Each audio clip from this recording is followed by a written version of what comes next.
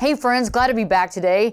And today I'm asking the question, are you a highly spiritual person? And this is part 2 of our 2-part series on signs of being a highly spiritual being. Glad to be back today, and today we're talking about highly spiritual people, part 2 of our 2-part series. And if you haven't seen part 1, please click in the description below and watch that one first, and then watch this video later.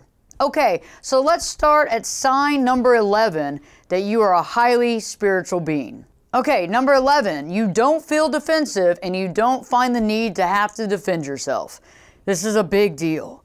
You know, oftentimes we're not living true to ourselves when people ask us questions about the things that we believe in or the stuff that we're doing or our sole purpose. We begin to get defensive because we question our own motives. We question our own reasoning because they're not really true to us yet.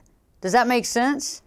I know that when I was on this journey, before I really recognized the awesomeness of it, I had a tendency of questioning myself and questioning my self-esteem and getting kind of hyper defensive when somebody would ask me questions. And now, not really. Number 12, you're able to be in the now more than not. Okay. As a spiritual person, you're not always going to be in the now. You're not always going to be mindful and in the exact moment. Why is that?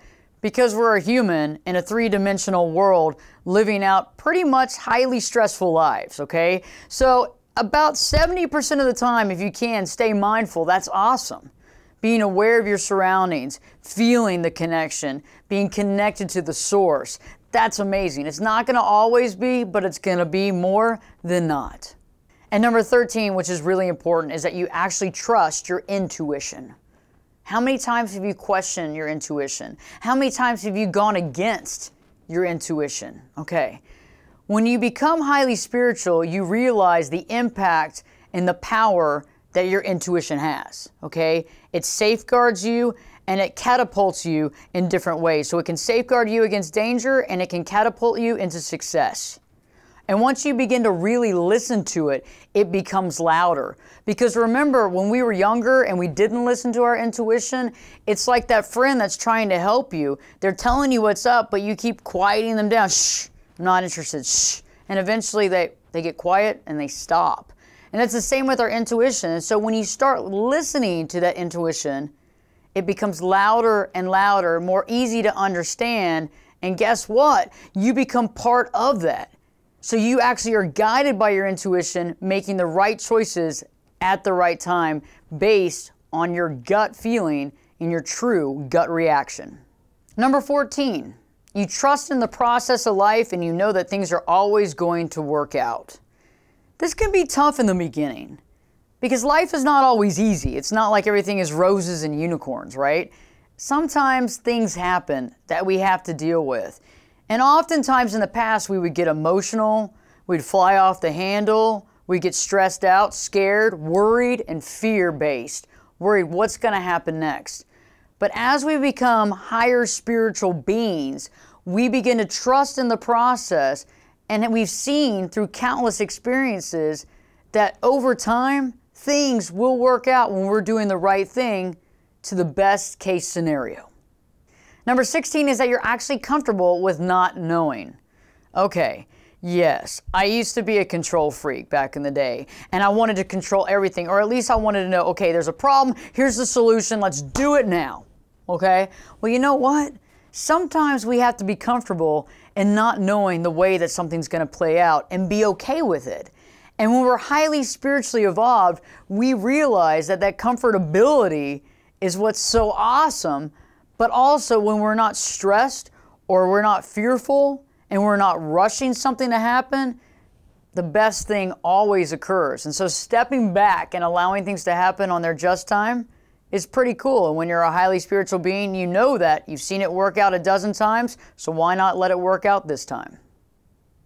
Number 17, and one that's close to my heart, is that you actually recognize yourself in all humans and all beings on this planet.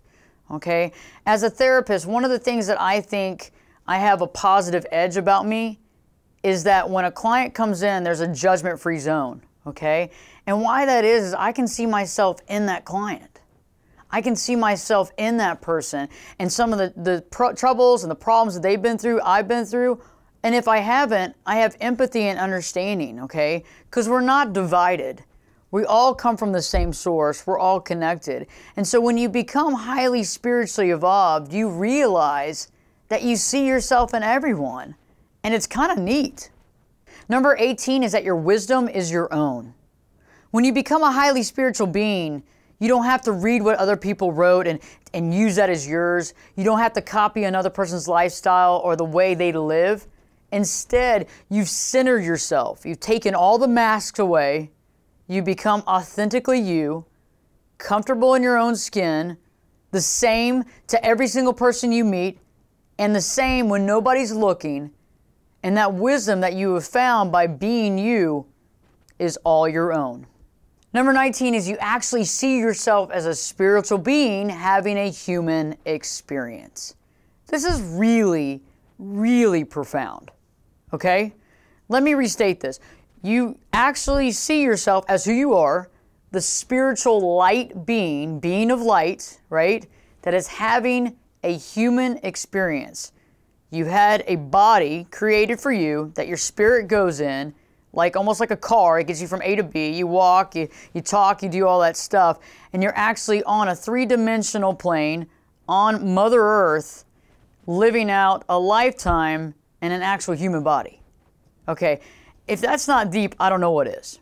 And as a spiritual being, you get that, and that concept actually connects you to the source. And that's what even generates more of a mindfulness in you, because you think about that often, and it makes you what? Awaken. It makes you mindful. And it's also like makes you giddy as a child. This is pretty cool stuff in this three-dimensional thing that we got going on. And I'm a spirit being living my soul's purpose. Last but not least, number 20, you forgive others easily.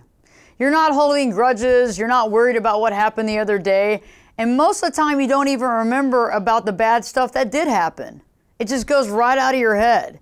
You're not holding on to anger and hostility, okay? Because what does anger do? Anger clouds our ability to be the best we can be. Anger gets in the way of us understanding our sole purpose on this planet, okay? And when we realize that, we understand that not forgiving someone isn't going to help us out. So as a highly evolved spiritual being, you forgive others, you give them a hug, you care about them, you love them no matter what, and you give a lot of unconditional love.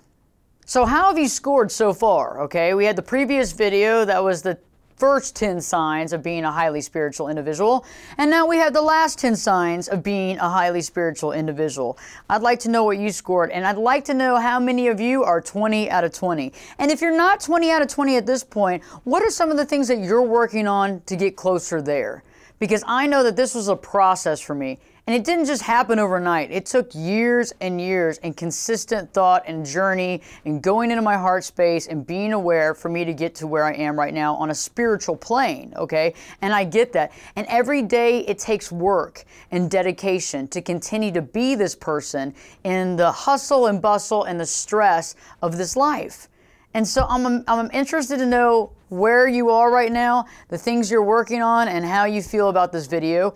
If you haven't already, please subscribe to the channel, and please like if this content has actually helped you and it's actually resonated with your higher frequency.